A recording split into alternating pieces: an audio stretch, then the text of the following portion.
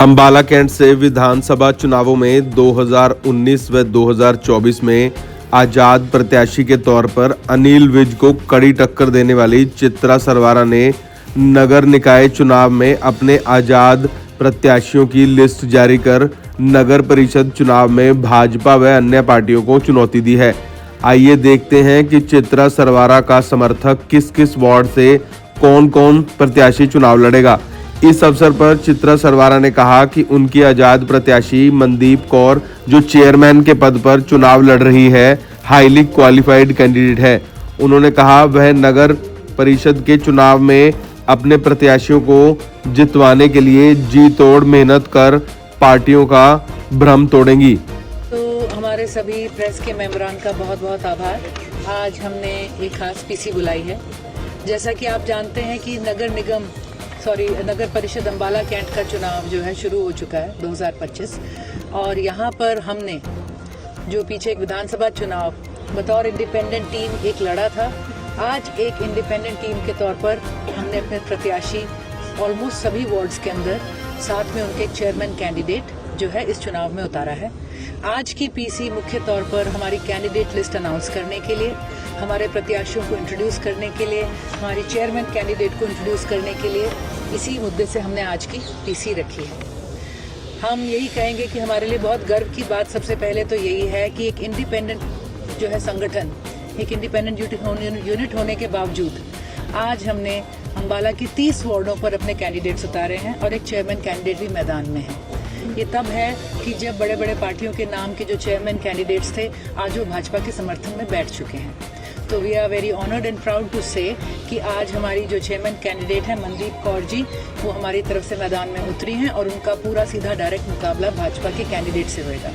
आज हमारे साथ लगभग 14 जो है हमारी महिला कैंडिडेट्स हैं एमसी वार्ड्स के अंदर और हमारे बाकी के जो साथी हैं। अक्सर सभी वार्ड्स के अंदर डायरेक्ट कंपटीशन मैं समझती हूँ भाजपा की टीम में और हमारे बीच में रहेगा और हम उम्मीद रखते हैं कि जो आशीर्वाद लोगों ने हमें पीछे विधानसभा के अंदर दिया था वो इस चुनाव में भी देंगे। जो ये निकाय का चुनाव होता है, जब इसकी जब रचना करी गई थी, इसके पीछे जो सोच थी वो सोच ये कहती थी कि इलाके का चुनाव है, इलाके से नुमाइंदगे आने चाहिए, गली मोहल्ले के काम है, जिनकी जान पहचान हो, जो लोगों के साथ सुख दुख में खड़े होते हैं वो लोग साथ रहें। कभी शुरुआत में तो सोच ये थी कि इस चुनाव के अंदर किसी पार्टी का चिन्ह नहीं होना चाहिए, इंडिपेंडेंट कैंडिडेट्स आने चाहिए। समय के साथ पार्टियां इसके अंदर अपने कैंडिडेट्स उतारने लग गई हैं और ये जो मैं कहूँगी सबसे छोटी सरकार का स्वरूप है, जो कि हम कहेंगे घर की सरकार की तरह, पारिवारिक सरकार की तरह होना चाहिए, तो कहीं ना कहीं इसकी पॉलिटिसाइजेशन हो गई थी। आज अगेंस्ट ऑल ऑड्स सारी बातों को मद्देनजर रखते हुए हम अपने 30 कैंडिडेट जब अनाउंस कर रहे हैं तो हम ये भी कहेंगे कि हमारे कुछ वार्ड्स थे जहां पर एक से ज़्यादा कैंडिडेट्स थे, कुछ वार्ड्स के अंदर हम सामंजस्य बिठाने में जो है सफल रहे, कुछ में हम नहीं बिठा पाए। हम अपने उन सभी साथियों का आभार व्यक्त करते हैं जो अपने दूसरे साथी के पक्ष में बैठ गए और उन्होंने परिवार की ताकत को भी बढ़ाया और अपना आशीर्वाद दिया है। और हम अपने हर उस साथी से जिसे हम मना नहीं पाए, चाहे वो इस चुनाव में हमसे विमुख हो गया हो, हम उनसे माफ़ी भी मांगते हैं कि हम एक ऐसी सिचुएशन नहीं बना पाए जहां सबको हम एडजस्ट कर पाते।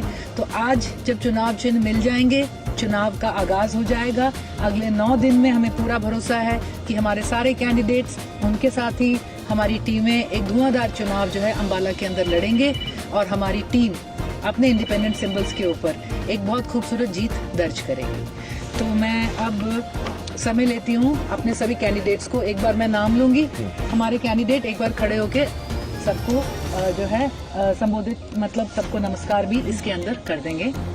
हमारी चेयरमैन कैंडिडेट हैं श्री मनदीप कौर जी और हमें बहुत खुशी है ये बताते हुए कि इस चुनाव में सबसे शिक्षित और हम कहेंगे क्वालिफाइड ये कैंडिडेट हैं।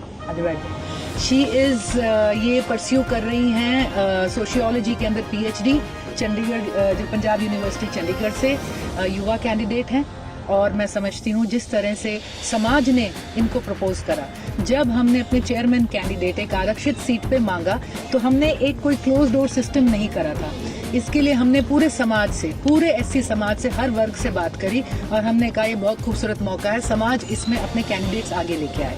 इसके अंदर 2 नाम प्रमुख तौर पर हमारे सामने रहे थे, जिसमें श्रीमती गीता थी धर्मपत्नी हमारे सुरेंद्र जी जो लोहाट हैं और हमारे जो मनदीप कौर जी हैं। तो ये भी हमारे लिए बड़ी अच्छी बात रही कि दोनों कैंडिडेट्स में आपस में बात करके समाज की भाईचारे की गरिमा को रखते हुए और एक डिसीजन लिया कि मनदीप ये चुनाव लड़ेंगे और गीता जी हमारा एक वार्ड का चुनाव लड़ रही हैं। वार्ड नंबर 1 से हमारे कैंडिडेट हैं श्री रंजीत कुमार सोनू जी, सोनू गुज्जर के नाम से वो जाने जाते हैं। वार्ड नंबर 2 से हमारे कैंडिडेट हैं श्रीमती रुचि चौधरी, यहाँ पर है। वार्ड नंबर 3 से हमारी कैंडिडेट हैं श्रीमती लता रानी। हमारे वार्ड नंबर 4 से जो कैंडिडेट हैं श्रीमती गीता, सुरेंद्र लोहाट जी की मिसेस। वार्ड नंबर 5 से हमारे कैंडिडेट हैं श्री सुशील कुमार जी। वार्ड नंबर 6 से हमारे कैंडिडेट हैं श्री संदीप शर्मा दीपी जी, वो इस वक्त एसडीएम ऑफिस के अंदर हैं अपने सिंबल के लिए। वार्ड नंबर 7 से हमारे कैंडिडेट हैं श्री सुरेंद्र शर्मा जी। वार्ड नंबर 8 से हमारे कैंडिडेट हैं श्री रोहताश लाल बत्रा जी। वार्ड नंबर 9 से हमारे कैंडिडेट हैं श्रीमती सुषमा मनचंदा जी। हमारे वार्ड नंबर 10 से कैंडिडेट हैं श्री अश्विनी कुमार शर्मा जी। वार्ड नंबर 11 से हमारी कैंडिडेट हैं श्रीमती नीलम कश्यप जी। 12 से श्री जसविंदर धीमान जी। 13 से श्रीमती अंजू बाला जी। 14 से कैंडिडेट श्रीमती अंडाला सिंह, अंजू सिंह जी के नाम से भी जो जानी जाती हैं। 15 से श्रीमती निशा परमार जी, पूर्व में एमसी रही हैं और अम्बाला का एक बहुत जाना पहचाना नाम भी है। 16 से हमारी कैंडिडेट हैं श्री डॉक्टर रवनीत कौर जी, वो अभी आई थिंक सिंबल के लिए वहीं पर है। 17 से श्रीमती पूजा। हमारे 18 से कैंडिडेट हैं श्री राजन कलसी जी। 19 से हमारे कैंडिडेट हैं श्री जयप्रकाश जी, जीपी जी, जिनको ज़्यादा नाम मशहूर है इनके। श्रीमती राजनी रानी जी हैं वार्ड नंबर 20 से। वार्ड नंबर 21 से श्री दलबीर सिंह जी। 22 से हमारी कैंडिडेट हैं सुरेंद्र आलूवालिया जी, बंटी भैया। वार्ड नंबर 23 से श्री अमन कुमार जी। वार्ड नंबर 25 से श्री राहुल सोनकर जी, वो एसडीएम दफ्तर में हैं इस वक्त। वार्ड नंबर 26 से हमारे पास श्री संजीव शर्मा जी हैं, लवली जी। हमारे पास वार्ड नंबर 27 से श्री आदित्य गोयल जी। वार्ड नंबर 28 से श्रीमती मीनाक्षी मनचंदा जी। वार्ड नंबर 30 से एडवोकेट अनीता सरगोदा जी। वार्ड नंबर 31 से श्रीमती रेणु बाला जी आ रहे हैं ना, और वार्ड नंबर 32 से श्रीमती विभा खन्ना जी। तो आज ये कैंडिडेट्स हम अनाउंस करते हैं एंड आई थिंक कल से जैसे ही चुनाव चिन्ह मिलेंगे तो हम इसके साथ मैदान में उतरेंगे। आज प्रेस के माध्यम से हम आप पूरे अम्बाला से अपील करते हैं कि जो आपका आशीर्वाद रहा है हमारे कैंडिडेट्स के साथ भी रहें और एक बेहतर अम्बाला बनाने के लिए हमारी मदद भी करें। क्या कोई घोषणा पत्र लेकर आओगे? देखिए जी, घोषणा पत्र में अम्बाला का एक सिंपल इशू है, ड्रेनेज, गार्बेज, सीवरेज। इन 3 मुद्दों पे काम रहेगा। इतनी सारी महिलाएं आज मैदान के अंदर है, हमारी प्राथमिकता रहेगी जो कमेटी दफ्तर है उसको महिला फ्रेंडली बनाना और उसके अंदर बुजुर्गों के लिए ज्यादा सहूलियत रखना, एक पारदर्शिता लाना, एक प्लानिंग से उसमें काम करना। चुनाव 7 साल लेट है, उसके पीछे के कारणों को भी लोगों को बताओगे? देखिए, चुनाव पहले हम एक निगम थे, निगम जब तोड़ा गया तो एक नया परिसीमन करा गया। जब परिसीमन करा गया तो उसमें निष्पक्षता को आधार नहीं बनाया गया। पहले परिसीमन के अंदर जहां नक्शे बड़े सीधे और क्लियर थे, असल में जब अंदर देखा गया तो वार्ड्स के अंदर बहुत ज्यादा डिस्क्रिपेंसी थी, जिसमें अनेक नियमों को ताक पे रखा गया। एक रूल होता है कि एक वार्ड से दूसरे वार्ड की पॉपुलेशन में बहुत ज्यादा फर्क नहीं होना चाहिए। एक वार्ड था जिसमें 2700 का वोटर है, एक में 9700 वोटर है। कोई वार्ड ऐसा भी था उस वक्त जिसके अंदर वोटर ज्यादा था, पॉपुलेशन कम थी। डेड वोट्स, रिपीटेड वोट्स का हमने इशू उठाया। तो उसके बाद एक एडहॉक कमेटी बनाई गई। उन्होंने कहा एडहॉक कमेटी इसके परिसीमन को दोबारा करेगी। हर स्टेज पर हमने इशू को एडमिनिस्ट्रेशन के आगे चैलेंज किया और जब हमें लगा कि इंसाफ नहीं किया जा रहा तो हम इसे लेके कोर्ट गए और हाई कोर्ट तक गए। हर स्टेज के ऊपर हमारे मुद्दों को अपहेल्ड भी करा गया। जब नई एडहॉक कमेटी बनाई गई तो उसके अंदर एक रूल है कि डिफरेंट इंटरेस्ट ग्रुप से आपको उसमें लोग लेने हैं। उसमें कोई महिला नहीं बिठाई, पूर्व पार्षद के नाम पे आपने लास्ट बॉडी से जो है हर पार्टी का व्यक्ति नहीं लिया, आपने पूर्व कमेटियों के व्यक्ति ले लिए जो कहीं ना कभी भाजपा से संबंधित थे। हमने एडॉक कमेटी को चैलेंज करा, आज तक सरकार इसका कोई जवाब नहीं दे पाई है। फिर जब एडॉक कमेटी की पहली रिजर्वेशन वार्ड्स की निकली तो उसमें पता चला कि बीसी को रिजर्वेशन ही नहीं दिया है। तब भी हम कोर्ट में गए कि अंबाला के अंदर 2 सीटों पे बीसी रिजर्वेशन बनता था बाय लॉ। उसके बाद जब बीसी रिजर्वेशन लाए हैं और इस वक्त भी चुनाव के अंदर कायदे से अंबाला के 32 वार्ड के अंदर 9 वार्ड जो है वो एससी रिजर्व होना चाहिए थे, जबकि सिर्फ 7 करे गए हैं। तो इन मुद्दों को लेकर एक निष्पक्ष चुनाव कराने की ख्याल से, जब आधार ही निष्पक्ष नहीं है, वार्ड बंदी निष्पक्ष नहीं है, डिसाइड करने वाली कमिटीज निष्पक्ष नहीं है, तो हमने इस चीज को चैलेंज करा। कोर्ट्स ने हमें अपहोल्ड करा और मीटिंग दर मीटिंग सरकार या तो समय मांगती रही या वो अपना पक्ष क्लियर रख नहीं पाए। तो इन चीजों को लेके मैं समझती हूँ कि चुनाव इस पॉइंट पे आया है, जबकि वो पुराने मैटर्स अभी भी सब जुडिस हैं और उसमें जुलाई की तारीख लगी है।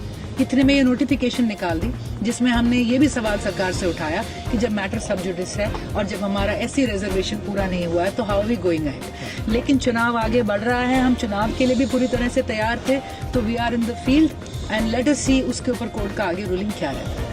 कुछ जो प्रादेशिक दल हैं, हाँ जी, प्रादेशिक क्या, राष्ट्रीय दल भी इस मैदान में नहीं उतरे हैं अब की बार चुनाव के अंदर। हम ये कहेंगे कि हम इंडिपेंडेंट हैं, अंबाला के लिए उतरे हैं, जो भी समर्थन देता है उसका हम स्वागत करते हैं, चाहे वो हमारे चेयरमैन कैंडिडेट है, हमारे वार्ड्स में कैंडिडेट है, और बस ये है कि हमारा लक्ष्य एक हो, एक बेहतर अंबाला हम सब ने मिलकर बनाना है। मोदी साहब कहते हैं ना तूफान कभी कोई करने नहीं देगा। तूफान है तो हम वो परिवार हैं जो हमेशा उस तूफान के आगे आज तक खड़ा रहा है और इस चुनाव में भी ये परिवार ही आगे इकट्ठा खड़ा हुआ है। वैसे तूफानों की ये भी तासीर होती है कि दूसरे का घर बर्बाद करते तो अपना भी उजाड़ ही जाते हैं, तो कहीं ना कहीं आज हमें उस पार्टी में ये देखने को मिल रहा है। कैंट में आप चर्चा थी कई जगह में गया कि चित्रा का शराब कांग्रेस को ले लूंगा। इसके ऊपर तो हम क्या कहें जी, वो चित्रा का है कि कांग्रेस का अपना ही कुछ कर्म है, ये तो हम कुछ कह नहीं सकते, पर मैं समझती नियतों को फल लगते हैं। ऑनेस्टी से जो सिस्टम, जो संगठन, जो साथी, जो परिवार नहीं चलेगा उसका कहीं ना कहीं आगे जाके मैं समझती हूँ लुढ़कना या अटकना होना ही होगा। भाजपा का लिस्ट एक कांड चलता रहा लगातार। आई एम वेरी ग्लैड हमने एक ही लिस्ट करी है और हमने आखिरी मिनट तक अपने सब भाइयों को साथ लेने की पूरी कोशिश करी। जिन वार्ड्स के अंदर बात नहीं बन पा रही थी, हम आखिरी मिनट तक हमारी कोशिश रही कि हम सबको इकट्ठा कर लें। पर यह भी कमाल की बात है कि भाजपा जैसी राष्ट्रीय स्तर की पार्टी, जहां पर अनुशासन और संगठन का जो इतना बड़ा, जो कहते हैं ना, दम भरा जाता है, उसको मजबूर होना पड़ा, 1 बार नहीं, 2 बार नहीं, 3 बार उन्हें अपनी लिस्ट में संशोधन करना पड़ा।